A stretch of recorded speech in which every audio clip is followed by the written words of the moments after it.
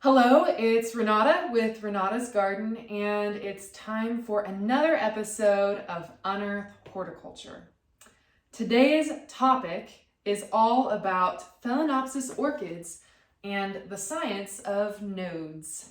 All right, you've all seen them in grocery stores.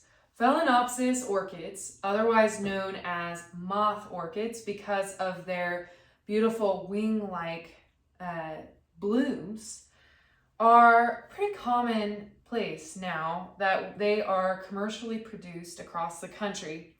And they are, yes, they are tropical orchids, but they work really well in our interior environments because naturally they grow under the canopies of trees and rainforests. They can handle more indirect, lower light levels. And Phalaenopsis, as compared to other tropical orchid species, can actually tolerate drier conditions better. And so it lends them really well to our home environments. And so I thought today I'd talk a little bit more about orchid care, specifically about the nodes on the flower stems and how you can use a knowledge of them to trigger new flowers in future after the original flowers wilt and die back. Phalaenopsis orchids have these beautiful long flower stems, also known as flower spikes, that have these bumps all along them. And these bumps are called nodes. And nodes exist in the plant world in many places. And basically a node is a point on the plant where new growth can initiate, whether that's new leaves, new roots, new flower buds. And in Phalaenopsis orchids cases, they initiate secondary flower branches from these nodes that are lower on the stem, and they're what we call dormant nodes. And that basically just means that there has not been any growth from this point yet. And so these nodes are full of potential to produce new growth. You can utilize nodes by trimming back to about an inch above a dormant node, lower on your orchid stem, after the original flowers wilt.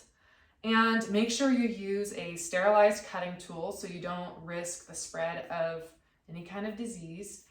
And then you just kind of wait. You continue to provide consistent light and moisture and fertilizer.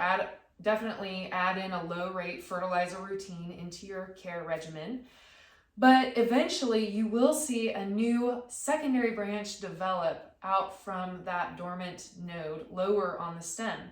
And it's no longer dormant then, of course, it's active.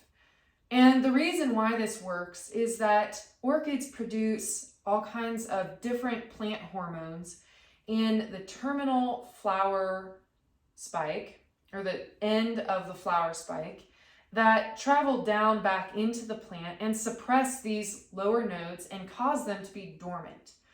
So after you remove that source of hormones that is causing these nodes lower down to be dormant, then those nodes are allowed to become active and they produce flower buds. And so it's a really neat trick that works with Phalaenopsis orchids that you can use in your home. And I strongly encourage you to try it out. The secondary flower branch may produce fewer blooms than the original, anywhere from 3 to 7, depending on your specific orchid's genetics, but it will produce secondary blooms that you can enjoy for a few more months after the original blooms die off. What happens if your spike dies? It turns yellow back to the base, and doesn't look like there's going to be any more growth on that particular flower spike. This is a natural thing. It's a natural process to occur, and although most don't realize it, these flower stems or spikes are temporary as long as the plant is in its reproductive flowering life cycle. So what you'll want to do then at that point is trim that back to the base of the plant and allow the leaves and roots some time to grow, expand, and recover. and that will help your plant have healthier blooms in future. You can initiate a completely new flower spike on your orchid in future by simply placing the plant in a windowsill or corner room of your house during winter months. In winter months, our houses are becoming more energy efficient, but typically by the windows it gets about 5 to 10 degrees cooler than other areas within your house that are well heated. And this temperature drop at nighttime triggers your orchid. It triggers a hormonal response in your plant to produce a flower spike. And I have several orchids that I've done this with here that we'll take a closer look at, but it's a really cool process and anyone can do it. So when your orchid that you've maybe received as a gift or purchased at the local grocery store, when it loses its first blooms, don't give up. There are multiple ways that you can see new blooms in the future. So here you can see I have a Phalaenopsis orchid, and I like to keep it in a container to prevent all that extra water from draining out onto interior surfaces. But you can see I've got it here in a clear container. This orchid I've had for about 2 years, and its roots are starting to really fill in nicely into this container, even come out the bottom.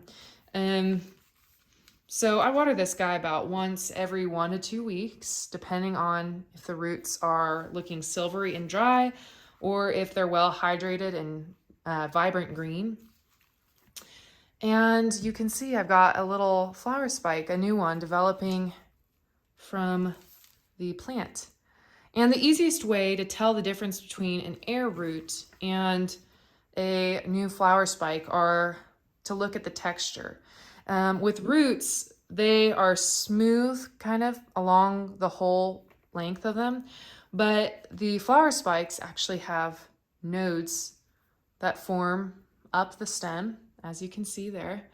And then the tip of the flower spike actually has a mitten top. And you can see the buds starting to develop on this flower spike, which is really cool.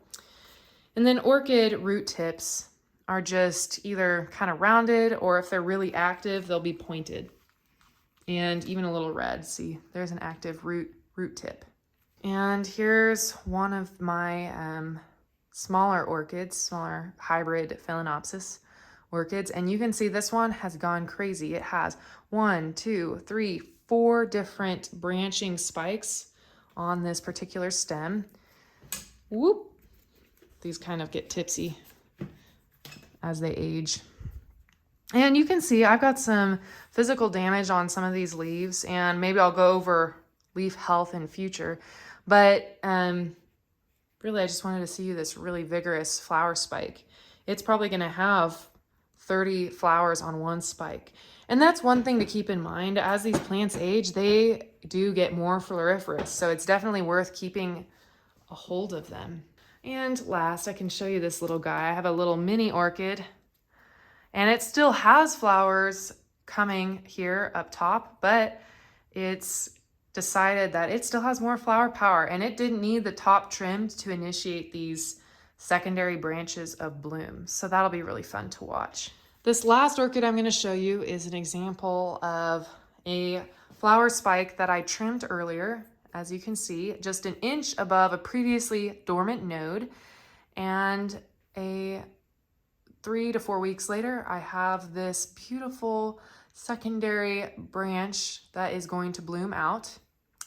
And you can see the buds are starting to develop, are really young. And this is a really important time to be fertilizing with low rate fertilizer to support these marshmallowing out. Fertilizing is extremely important to support the plant growth, the leaves and the roots especially, but it can also, it's been shown in studies that fertilizer is important to support the stem elongation and bud development of your flowers. And so I suggest fertilizing at any point when you don't have open blooms on your orchids. If you do notice that you have a slight fertilizer deficiency in your orchid's leaves while it is in flower, you can give it a low rate boost of fertilizer. Just try not to do it periodically while the plant is in flower.